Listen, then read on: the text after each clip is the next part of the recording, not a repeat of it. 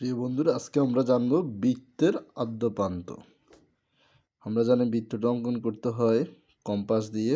Compass যেখানে আমরা ধরবো মাছ চারিদিকে এই বিন্দু থেকে চারিদিকে ঘুরে আসাকে বৃত্ত বলে। তো আমরা এই বৃত্তের মধ্যে যেটা কেন্দ্র বা বিন্দু থাকে, বিন্দুকে আমরা কেন্দ্র বলি বৃত্তের ক্ষেত্রে। এখন আমরা জানব এই কেন্দ্র থেকে বৃত্ত পর্যন্ত এটাকে বলে ব্যাসার্ধ। রেখা পর্যন্ত যেটা থাকে এটাকে বলে ব্যাসার্ধ। আর এই যে পুরো বৃত্তটাকে আমি যে রেখায় অঙ্কন করলাম এই পুরোটাকে বলে তার পরিধি, বৃত্তের পরিধি।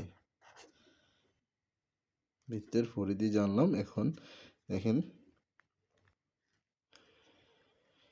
বৃত্ত থেকে বৃত্তের পুরো চারিদিকের রেখাটাকে বলা হয় পরিধি। কারণ আমার পুরো পরিধি, পুরো বৃত্তের পরিধি সম্পর্কে জানার দরকার নেই। ধরো আমার জানতে হবে এখান থেকে এতটুকু, তখন এটাকে আমরা বলবো বৃত্তচাপ। এতটুকু বলবো আমরা বৃত্তের দুই প্রান্তের রেখাংশকে বলা হয় বৃত্তচাপ। এটাকে আমরা বৃত্তচাপ বলি। এখন আমি এই বৃত্তচাপের দুইটা রেখাংশকে যে রেখার মাধ্যমে সংযোগ করব এটাকে বলা হয় জ্যা। এই জ্যাটা যখন কেন্দ্র দিয়ে যাবে, এই জ্যাটা যখন কেন্দ্র দিয়ে যাবে এটা হচ্ছে বৃত্তের বৃহত্তম জ্যা, বা কেন্দ্র দিয়ে গেলে এটার নাম হয়ে যাবে তখন ব্যাস। কেন্দ্র দিয়ে যখন যে জ্যাটা যাবে সেটার নাম হয়ে যাবে ব্যাস। তার মানে এই যে এই কেন্দ্র থেকে পরিধির দূরত্ব এটা হচ্ছে ব্যাসার্ধ। আর যখন পুরোটা কেন্দ্র অতিক্রম করে পুরোটা নিব তখন হয়ে যাবে এটা ব্যাস। তার মানে আমরা বলতে পারবো ব্যাসার্ধ হচ্ছে ব্যাসের অর্ধেক, বা ব্যাস হলো ব্যাসার্ধের দ্বিগুণ।